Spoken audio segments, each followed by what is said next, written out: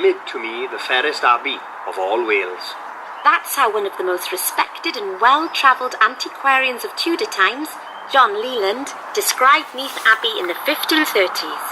By then, many of these buildings were already over 200 years old, and the abbey's days as a religious centre were close to an end. But what is an abbey, and why build one here? Abbey is the name given to the buildings used by a community of Christian monks or nuns.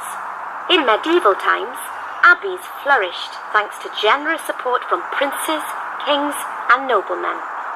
Only a year after the Norman conquest of 1066, powerful, wealthy Norman lords had begun to seize Welsh lands. These lords often gave land and money to monastic communities in the hope of securing their heavenly afterlife. In 1130, Richard de Granville gave the lands that he had grabbed around here to a community of monks from Savigny in France. By 1147, the Savignacs had been absorbed into the larger, more successful Cistercians. The Cistercians forsook luxury and wealth, observed a rule of silence, and were dedicated to prayer and work. By the 1290s, Neath was one of the richest monasteries in Wales, farming over 5,000 acres of land. No wonder then that they could afford to build big.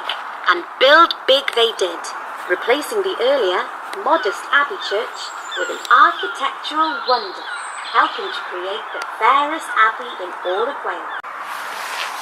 Abbey life was highly structured, and the choir monks followed a strict routine, attending 8 choral offices a day.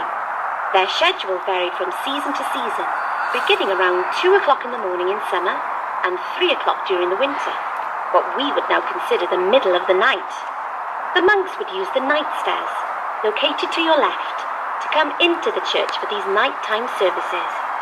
The routine of prayers and services is known as the Work of God, or Opus Dei.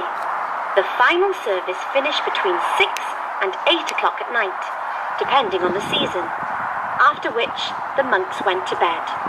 Between the services, the monks ate their simple meals and carried out work of various kinds.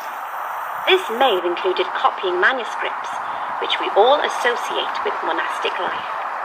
Every morning, the monks would gather in the chapter house to listen to a chapter read from the Rule of St. Benedict, be given their daily tasks, and receive correction for misdemeanors, like oversleeping. But the abbey had to be run as well. Some monks had specific responsibilities.